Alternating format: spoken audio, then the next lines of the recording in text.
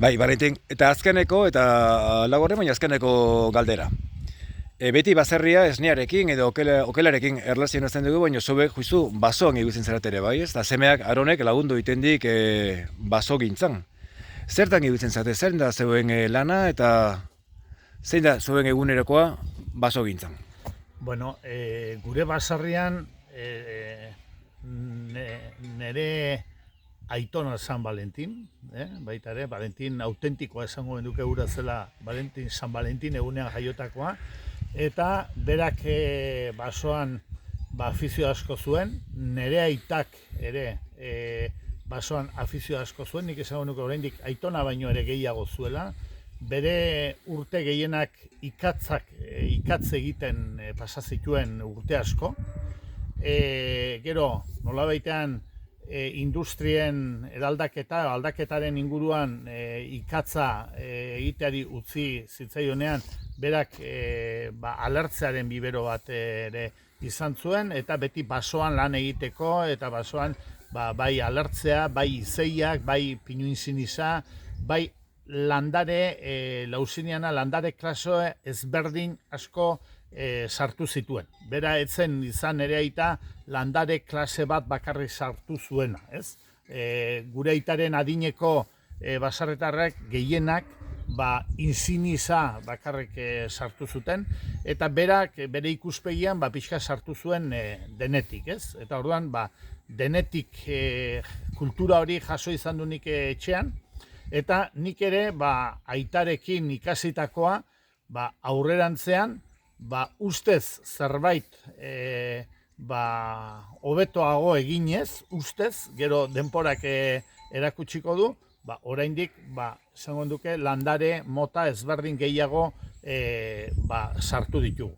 Hori da pixka gure etxean aurretik datorren kultura basoaren inguruko esango duke presentzia gure etxean oso izan da bermatua eta oso izan da aktiboa.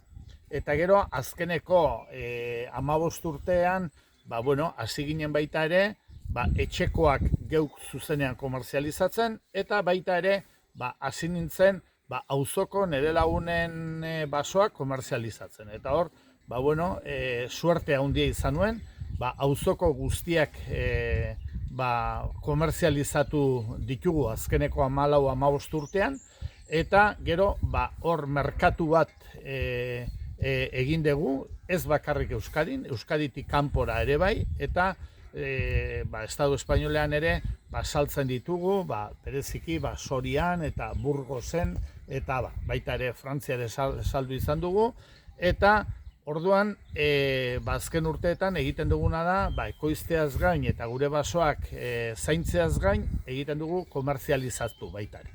Eta hor, aipatuko nuke baita ere, gure herrian, herri honetan, izurrite handi bat azken urteetan etorri dela, denok dakigu, banda marroia, banda gorria, eta espezie asko, batez ere lehenengo inziniza gehien zegoelako, larizeoak, eta orain abeto dublasa, ero izei dublasa, baita ere oso kaltetuak ari dira gertatzen, eta izurrite handi bat bizi izan dugu azken urteetan. Eta hor, nik uste baita ere, benetan izurrite baten aurrean eraman den politika ez dela zuzena izan. Eta hori aipatu nahi nuke eneko. Aipatu nahi nuke ez dela zuzena izan. Zatik, hemengo basarritarrek eta baso jabek egin dituzten lanak ez makinaz landatuaz baizik, atxurrarekin sartuaz hemengo aldapatan podak eginez, garbiketak eginez, eta landara horiek hainbeste onura basarritarrei eman dienak hola kaltetuta, nik uste gizarteak ez dituela eta gure politikariek behar dan beste lagundu izan. Ez dut uste. Nik uste oso atzera gelditu dela basarritarrak merezitu zutena, egur ekoizleak merezi zituna eta jaso dutena azkeneko urteetan. Eta dei bat egingo nieke Euskal Herriko politikariei benetan kontutan eukitzeko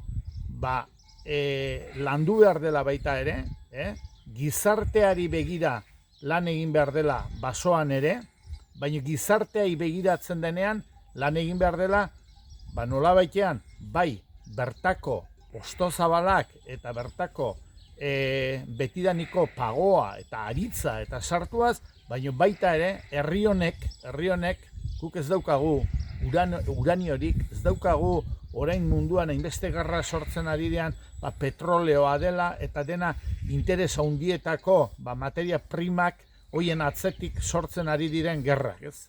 Herri honek arrantza dauka itxasartzean gaudelako, nekazaritza menditsu, herri menditsu baten, nekazaritza egiteko zaila den herri baten nekazaritza apurba dauka, baino euria egiten digu gaur bezala, laino eguraldi honetan euria egiten ari zaigu, eta zuhaitzak ekoizteko ere balio behar du gure herriak, zati gure herriak behar ditu.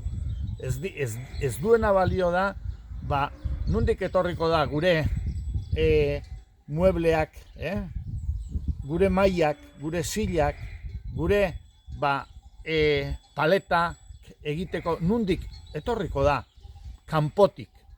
Ez herri bezala indartsu izateko behar dugu bertan gure herrian ekoiztutakoa. Eta hor, gaurko gizartean baita ere, lehen haragian esplikatzen nuen bezala, eta esaten nuen bezala, gure gizartean gaur gazte batek 40-60 urteko sartzea landara bat etekina eman dingo diona 40-50-60 urtea ez da erreza. Eta hor, herri bezala behar du, eta nik uste gure politikariek hor ere basogintzan gertuago egon behar dutela, benetan basoan lan egin nahi duen gazte horiekin batez ere. Valentin, eskerrik asko. Elkarrizketarengatik eta azkenian topo indigu, ez? Urte asko pasa dira, baina betu, erozun bertan, elkartu behatxik. Venga, eskerrik asko. Eskerrik asko, Valentin. Venga, eta sorte hon.